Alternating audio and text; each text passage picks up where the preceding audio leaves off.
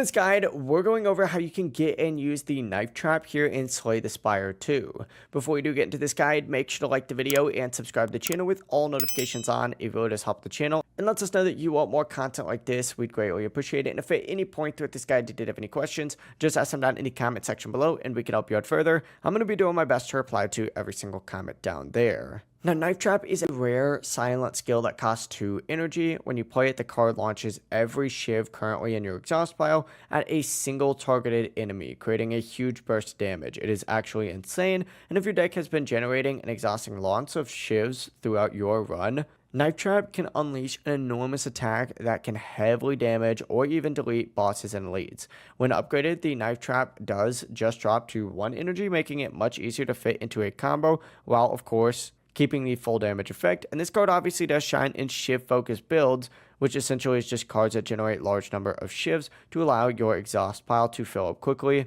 turning Knife Trap into a powerful finisher. It also pairs extremely well with cards like Accuracy, which increases shiv damage, and effects that apply poison on attacks, letting each blade contribute additional scaling damage.